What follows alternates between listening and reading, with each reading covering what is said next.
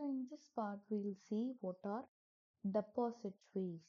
നമ്മൾ പറഞ്ഞു capital market instrumentsൽ പെടുന്ന ഒരു സാധനമാണ് depository. We have already seen capital market instrumental പെടുന്ന കാര്യങ്ങൾ ഏതൊക്കെയായിരുന്നു equity share, preference shares, debentures, bond, derivatives, depositories and innovative instruments. First we'll see what are depository receipts. Depository receipts എന്താണെന്ന് നമുക്ക് നോക്കാം. Depository receipt is a financial instrument that act as a source of raising foreign capital. ഇന്ത്യയിൽ നിന്ന് ഒരാൾക്ക് പുറത്തുള്ള കൺട്രീസിൽ നിന്ന് capital raise ചെയ്യണമെങ്കിൽ പൈസ സ്വരൂപിക്കണമെങ്കിൽ നമ്മൾ യൂസ് ചെയ്യുന്ന ഒരു ടൂളാണ് എന്ത് depository receipts. If we need to raise capital from abroad, the tool that is used is called depository receipts. It is a negotiable instrument. Negotiable instrument എന്ന് പറഞ്ഞാൽ it can be transferred. It is a negotiable instrument issued by a bank that represents share in a foreign public company which allows investors to trade in local markets. അതായത് ഒരു Indian കമ്പനിക്ക് for example Reliance അഥവാ അല്ലെങ്കിൽ Tata Motors Indian കമ്പനിക്ക് പൈസ തികഞ്ഞില്ല, അവർക്ക് കുറച്ച് അധികം പൈസ വേണം. അപ്പം അവർ എന്ത് ചെയ്യും, ഫോറിൻ കൺട്രീസിലെ ഇൻവെസ്റ്റേഴ്സിൻ്റെ അടുത്ത് ക്യാപിറ്റൽ റേസ് ചെയ്യാൻ നോക്കും. അപ്പോൾ അവരെന്ത് ചെയ്യും, അവിടുത്തെ സ്റ്റോക്ക് മാർക്കറ്റിൽ ഇവിടുത്തെ കമ്പനീസ് ലിസ്റ്റ് ചെയ്യാൻ വേണ്ടി നോക്കും. അങ്ങനെ ലിസ്റ്റ് ചെയ്യുന്ന സമയത്ത് അവർക്ക് കൊടുക്കുന്ന ഒരു സാധനമാണ് എന്ത് ഡെപ്പോസിറ്ററി റെസീറ്റ്. ഇത്ര രൂപയ്ക്ക് നിങ്ങളുടെ ഷെയർ ലിസ്റ്റ് ചെയ്യുന്നുണ്ട് എന്ന് പറഞ്ഞിട്ട് ഇഷ്യൂ ചെയ്യുന്ന ഒരു സാധനമാണ് എന്ത് depository receipt. So will see what are the parties involve. അപ്പോൾ നിങ്ങൾക്ക് ഒന്നുകൂടെ ക്ലിയർ ആവും. Custodian bank, depository bank and A broker. ഇത് എല്ലാം നമ്മൾ ചെയ്യുന്നത് ഒരു ബ്രോക്കർ വഴിയാണ്. ബ്രോക്കർ എന്ന് പറഞ്ഞാൽ എൻറ്റയർ പ്രോസസ്സ് വ്യൂ ചെയ്യുന്ന ഒരാളാണ് ബ്രോക്കർ. അതൊരു ഇൻസ്റ്റിറ്റ്യൂഷൻ ആയിരിക്കും, ജെറോദ പോലെ ഒരു ഇൻസ്റ്റിറ്റ്യൂഷൻ ആയിരിക്കും ബ്രോക്കർ. കസ്റ്റോഡിയൽ ബാങ്ക് എന്ന് പറഞ്ഞാൽ it is located in the country from where the shares have originated. ഇപ്പോൾ നമ്മൾ ഇന്ത്യയിൽ നിന്നാണ് നമ്മൾ ഡെപ്പോസിറ്ററി റെസീറ്റ് റേസ് ചെയ്യുന്നതെങ്കിൽ നമ്മുടെ ഇന്ത്യയിലുള്ള ബാങ്കാണ് കസ്റ്റോഡിയൻ ബാങ്ക്. ഡെപ്പോസിറ്ററി ബാങ്ക് എന്ന് പറഞ്ഞാൽ ഏത് കൺട്രിയിൽ നിന്നാണോ നമ്മൾ പൈസ റേസ് ചെയ്യാൻ ഉദ്ദേശിക്കുന്നത് ആ കൺട്രിയുടെ ബാങ്കാണ് എന്ത് depository bank. It is located in the country of depository receipt issuance. ഈ ഡെപ്പോസിറ്ററി ബാങ്ക് ആണ് ഡെപ്പോസിറ്ററി റെസീറ്റ് ഇഷ്യൂ ചെയ്യുന്നത്. ആൻഡ് ദ പ്രോസസ് നമുക്കൊന്നുകൂടെ പറയാം. നമ്മൾ company issues ordinary shares. For example ഇന്ത്യയിൽ ടാറ്റ മോട്ടോഴ്സ് ആണെന്ന് വിചാരിക്കാം. ടാറ്റ മോട്ടോഴ്സ് അഥവാ നൈക്ക പോലുള്ള കമ്പനീസ് ആണെന്ന് വിചാരിക്കാം. ഇപ്പോൾ Tata Motors issue ordinary shares and ഈ ഷെയർ ഏത് കറൻസിയിലായിരിക്കും, ലോക്കൽ കറൻസി അതായത് നമ്മുടെ ഇന്ത്യൻ റുപ്പിയിലായിരിക്കും ഇഷ്യൂ ചെയ്യുന്നത്. ഈ ഷെയർ ഡെപ്പോസിറ്റ് ആയിട്ട് ഇന്ത്യയിലെ ഒരു ബാങ്കിൽ, custodian bank for example state bank of India, ഇന്ത്യയിലെ ഒരു ബാങ്കിൽ നമ്മൾ വെക്കും. അപ്പം ഇന്ത്യൻ കമ്പനി എന്ത് ചെയ്യും, ഷെയർ ഇഷ്യൂ ചെയ്യും.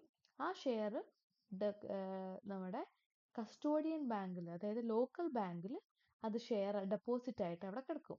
എന്നിട്ട് ഈ കസ്റ്റോഡിയൻ ബാങ്ക് എന്ത് ചെയ്യും, ഇത് ഡെപ്പോസിറ്ററി ബാങ്കിൻ്റെ അടുത്ത് പറയും. ഡെപ്പോസിറ്ററി ബാങ്ക് എന്ന് പറഞ്ഞാൽ എവിടെ നിന്നാണോ നമ്മൾ റേസ് ചെയ്യാൻ ഉദ്ദേശിക്കുന്നത്, ഫോർ എക്സാമ്പിൾ നമ്മൾ യു എസ് നിന്നാണ് പൈസ റേസ് ചെയ്യാൻ ഉദ്ദേശിക്കുന്നതെങ്കിൽ യു എസിലെ ഒരു ബാങ്കിൻ്റെ അടുത്ത് എന്ത് പറയും, നമ്മുടെ ബാങ്ക്, നമ്മുടെ SBI യു എസിലെ ബാങ്കിൻ്റെ അടുത്ത് പറയും ഇന്ന കമ്പനിക്ക് ഇത്ര ഷെയർ ഈ യു എസ് നിന്ന് റേസ് ചെയ്യണം, അതിനൊന്ന് ഹെൽപ്പ് ചെയ്യാൻ. Then depository bank issues depository receipt against the shares to the foreign investors. അതായത് ഡെപ്പോസിറ്ററി ബാങ്ക് എന്ത് ചെയ്യും, ഓക്കെ ശരി നമുക്ക് ട്രേഡ് ചെയ്യാം U S stock market. For example New York stock exchange ഒരു യു എസിലെ സ്റ്റോക്ക് എക്സ്ചേഞ്ച് ആണ്. അവിടെ നമ്മുടെ ടാറ്റ മോട്ടോഴ്സിൻ്റെ ഷെയർ ലിസ്റ്റ് ചെയ്യും. എത്ര ഷെയർ ആണോ ലിസ്റ്റ് ചെയ്തത്, എത്ര ഷെയർ ആണോ ഫോറിൻ ഇൻവെസ്റ്റേഴ്സ് പർച്ചേസ് ചെയ്തത്, അതിൻ്റെ ഒരു ഡെപ്പോസിറ്ററി റെസീറ്റ് എന്ത് ചെയ്യും, ഈ ഡെപ്പോസിറ്ററി ബാങ്ക് ഇഷ്യൂ ചെയ്യും. ഡെപ്പോസിറ്ററി റെസീറ്റ് എന്ന് പറഞ്ഞാൽ ഒന്നുമില്ല, ഇറ്റ് ഇസ് എ സർട്ടിഫിക്കറ്റ്. എത്ര ഷെയർ ഇഷ്യൂ ചെയ്തു, എത്ര ആൾക്കാർ സബ്സ്ക്രൈബ് ചെയ്തു, അതിൻ്റെ ഒരു ഡീറ്റെയിൽസ് കൊടുക്കുന്ന ഒരു പേപ്പറാണ് ഡെപ്പോസിറ്ററി റെസീറ്റ്. അപ്പോൾ എന്താണ് ഡെപ്പോസിറ്ററി റെസീറ്റ് അഥവാ ഡെപ്പോസിറ്ററീസ് നമ്മൾ എപ്പോഴാണ് യൂസ് ചെയ്യുന്നത്, നമുക്ക് ഫോറിൻ കൺട്രീസിൽ നിന്ന് അഥവാ ഇൻ്റർനാഷണൽ മാർക്കറ്റിൽ നമ്മുടെ മാർക്കറ്റിന് ട്രേഡ് ചെയ്യാൻ വേണ്ടിയിട്ട് യൂസ് ചെയ്യുന്ന കാര്യമാണ് എന്ത് ഡെപ്പോസിറ്ററി റെസീറ്റ് എന്ന് പറയുന്നത്. ഈ depository receipts are of 4 types. ഒരുപാട് ടൈപ്പ് ഉണ്ട്. 4 ടൈപ്സാണ് നമ്മൾ നോക്കുന്നുള്ളൂ. GDR, ADR, EDR and IDR. ഈ ടൈപ്സ് എന്താണെന്നുള്ളത് നമുക്ക് നോക്കാം. ADR means American depository receipt. നമുക്ക് അമേരിക്കയിൽ നിന്ന് അമേരിക്കൻ ഇൻവെസ്റ്റേഴ്സിൻ്റെ അടുത്ത് നിന്ന് പൈസ കളക്ട് ചെയ്യണമെങ്കിൽ യൂസ് ചെയ്യുന്ന ഒരു റെസീറ്റാണ് ADR. യൂസ് ചെയ്യുന്ന ഒരു ഇൻസ്ട്രുമെൻ്റ് ആണ് ADR. These are negotiable instruments that are issued by US bank that represents a specific number of shares in a foreign company. It allows investors in the US to invest in foreign companies. US-ലെ investors foreign കമ്പനീസിൽ issue ചെയ്യാൻ വേണ്ടി use ചെയ്യുന്ന ഒരു instrument ആണ് ADR. ADR pay dividends in US dollars and ഇത് usually American stock exchange, New York stock exchange, Nasdaq ഒക്കെ American stock exchange ആണ്. അവിടെ ട്രേഡ് ചെയ്യുന്ന ഒരു ഇൻസ്ട്രുമെൻ്റ് ആണ് ADR. അതായത് നമുക്ക് അമേരിക്കൻ ഇൻവെസ്റ്റേഴ്സിൻ്റെ അടുത്ത് പൈസ കളക്ട് ചെയ്യണമെങ്കിൽ നമ്മൾ ട്രേഡ് ചെയ്യുന്ന ഇൻസ്ട്രുമെൻ്റ് ആണ് ADR. GDR means non American depository receipt അഥവാ ഗ്ലോബൽ ഡെപ്പോസിറ്ററി റെസീറ്റ്. അമേരിക്ക അല്ലാതെ ബാക്കി യൂറോപ്യൻ കൺട്രീസ്, ബാക്കി കൺട്രീസിൽ ട്രേഡ് ചെയ്യാൻ വേണ്ടിയിട്ട് ബാക്കി കൺട്രീസിലെ ഇൻവെസ്റ്റേഴ്സിന് അടുത്തുനിന്ന് ക്യാപിറ്റൽ റേസ് ചെയ്യാൻ വേണ്ടി യൂസ് ചെയ്യുന്ന ഇൻസ്ട്രുമെൻ്റ് ആണ് GDR. This is a certificate issued by a depository bank representing shares in foreign company traded in local stock exchange. വേറെ കൺട്രീസിൽ നിന്ന്, അമേരിക്ക അല്ലാതെ വേറെ കൺട്രീസിൽ നിന്ന് ട്രേഡ് ചെയ്യാൻ വേണ്ടിയിട്ട് അഥവാ അവിടെ നിന്ന് ക്യാപിറ്റൽ യൂസ് ചെയ്യാൻ വേണ്ടിയിട്ട് നമ്മൾ യൂസ് ചെയ്യുന്ന ഇൻസ്ട്രുമെൻ്റ് ആണ് GDR. 1 second.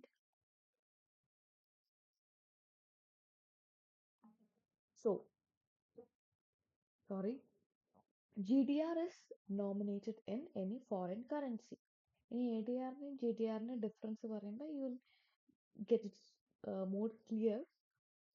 ADRും GDRും വളരെ ഇമ്പോർട്ടൻ്റ് ആണ്. ഇടയ്ക്കിടയ്ക്ക് ചോദിക്കുന്ന ഒരു ടൈപ്പാണ് ADRും GDRും. ഈ ഡെപ്പോസിറ്ററി റെസീറ്റിൽ ഏറ്റവും ഇമ്പോർട്ടൻ്റ് ആയിട്ടുള്ളത് ADRും GDRാണ്. ഡിഫറൻസ് പഠിച്ചു വെക്കും. The differences, it is usually traded in US market, international മാർക്കറ്റിലാണ്. US മാർക്കറ്റ് ആയതുകൊണ്ട് തന്നെ കറൻസി ഏതായിരിക്കും US ഡോളർ. ഇവിടെ കറൻസി US ഡോളർ ആവാം, യൂറോ ആവാം, ബാക്കി ഏത് കറൻസി ആവാം. ഓരോ കൺട്രീസിനെ ഡിപ്പെൻഡ് ചെയ്യും. It helps to acquire resources in US market. It is a negotiable instrument issued by US bank on behalf of non-US company. അതായത് non-US കമ്പനിക്ക് വേണ്ടിയിട്ട് US ബാങ്ക് ഇഷ്യൂ ചെയ്യുന്ന ഒരു സാധനമാണ് ഡെപ്പോസിറ്ററി റെസീറ്റ്. ഇത് US-ലെ ഇൻവെസ്റ്റേഴ്സിനെ അട്രാക്ട് ചെയ്യാനാണ്. ഇതെന്താണ്? It is a negotiable instrument. Negotiable instrument എന്ന് പറഞ്ഞാൽ ട്രാൻസ്ഫർ ചെയ്യാൻ പറ്റുന്ന ഇൻസ്ട്രുമെന്റ് എന്നാണ് കേട്ടോ അർത്ഥം. These are issued by foreign depository bank for trading shares. അത് ഇന്റർനാഷണൽ മാർക്കറ്റിൽ നിന്ന് ക്യാപിറ്റൽ റേസ് ചെയ്യാൻ വേണ്ടിയിട്ടാണ് GDR യൂസ് ചെയ്യുന്നത്. It usually traded in American stock exchanges, non-US stock exchanges such as London Stock Exchange-ലാണ് ട്രേഡ് ചെയ്യുന്നത്. It is issued to investors who are residents of US. Investors across the global market issue ചെയ്യുന്നതാണ് GDR. അപ്പോൾ അമേരിക്കയിൽ നിന്ന് American ഇൻവെസ്റ്റേഴ്സിൻ്റെ അടുത്ത് share അഥവാ American ഇൻവെസ്റ്റേഴ്സിൻ്റെ കയ്യിൽ നിന്ന് ക്യാപിറ്റൽ റേസ് ചെയ്യണമെങ്കിൽ യൂസ് ചെയ്യുന്ന ടൂളാണ് ADR. വേറെ അമേരിക്ക ഒഴിച്ച് വേറെ രാജ്യങ്ങളിൽ നിന്ന് ഇൻവെസ്റ്റേഴ്സിൻ്റെ അടുത്ത് ഡേറ്റ കളക്ട് ചെയ്യാൻ ഈ എന്താ പറയുക ക്യാപിറ്റൽ കളക്ട് ചെയ്യാൻ വേണ്ടി യൂസ് ചെയ്യുന്നതാണ് GDR. ഇനി GDRും വെച്ചിട്ട് നമുക്ക് ഇന്ത്യയിൽ നിന്ന് ക്യാപിറ്റൽ റേസ് ചെയ്യാം.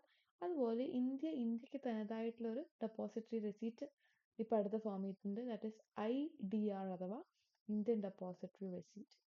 It is issued in India. അതായത് ഇന്ത്യക്ക് പുറത്തുള്ള ഏതെങ്കിലും, ഫോർ എക്സാമ്പിൾ ദുബായിലെ ഏതെങ്കിലും കമ്പനിക്ക് ഇന്ത്യൻ ഇൻവെസ്റ്റേഴ്സിൻ്റെ അടുത്ത് നിന്ന് ക്യാപിറ്റൽ റേസ് ചെയ്യണമെങ്കിൽ IDR ഇഷ്യൂ ചെയ്യും. എന്നിട്ട് എന്ത് ചെയ്യും?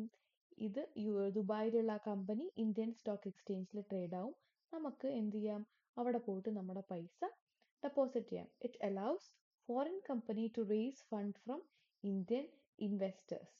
And Standard Chartered Bank was first foreign corporation to issue an IDR. Standard Chartered Bank എന്ന് പറഞ്ഞ ഒരു പുറത്തുള്ള ബാങ്ക് ഉണ്ട്, ഫോറിൻ ബാങ്ക് ഉണ്ട്.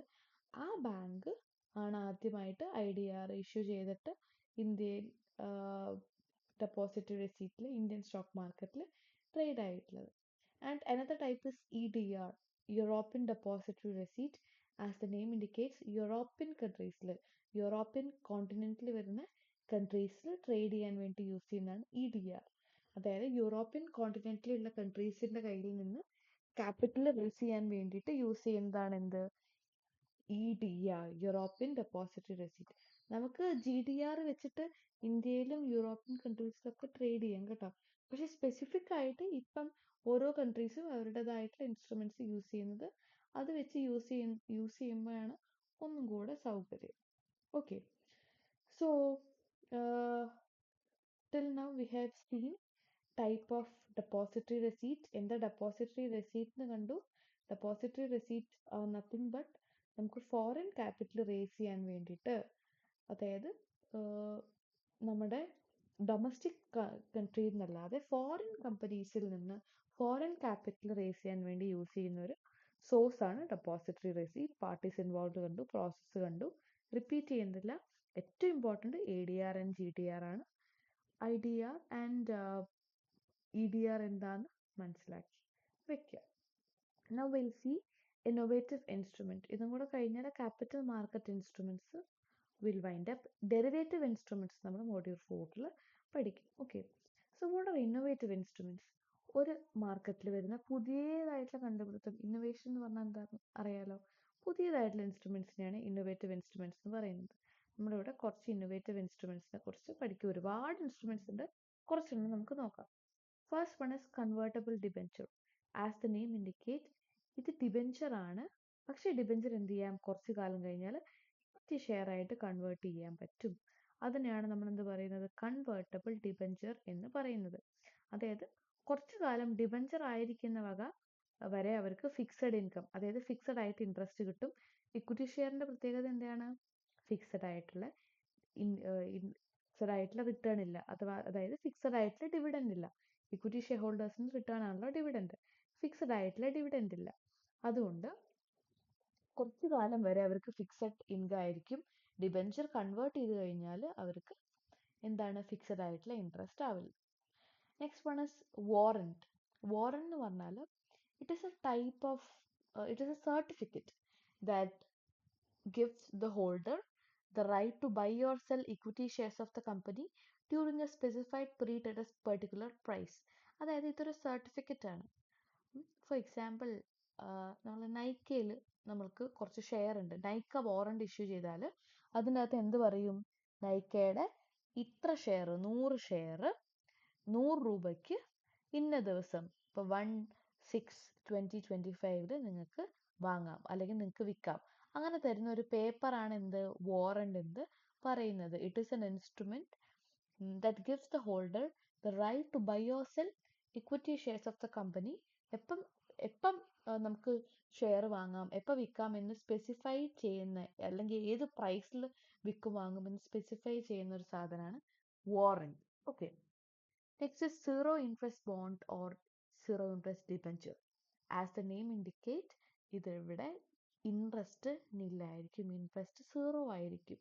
ആൻഡ് ഇൻട്രസ്റ്റ് ഇല്ലാതെ പക്ഷെ എന്താണ്, നമുക്ക് റിട്ടേൺ ഇല്ലാത്ത ഒരു സാധനത്തിൽ നമ്മൾ ഡെപ്പോസിറ്റ് ചെയ്യാൻ പാടില്ലല്ലോ. എന്താണ് റിട്ടേൺ? റിട്ടേൺ എന്ന് പറഞ്ഞാൽ ഇത് യൂഷ്വലി ഡിസ്കൗണ്ടിനാണ് സെൽ ചെയ്യുന്നത്. അതാണ് ഇതിന്റെ പ്രത്യേകത. ഇതിന് എന്തുണ്ടാവില്ല? ഇൻട്രസ്റ്റ് ഉണ്ടാവില്ല. ഈ face value, acquisition cost, face value എന്ന് പറഞ്ഞാൽ അതിന്റെ യഥാർത്ഥ പൈസയും അക്വയർ ചെയ്യുന്ന, ഡിസ്കൗണ്ടിൽ ഇഷ്യൂ ചെയ്യുന്ന ആ പൈസ ഇല്ലേ, അതാണ് ഇവരുടെ റിട്ടേൺ ആയിട്ട് വരുന്നത്. ഇവർക്ക് എന്തുണ്ടാവില്ല?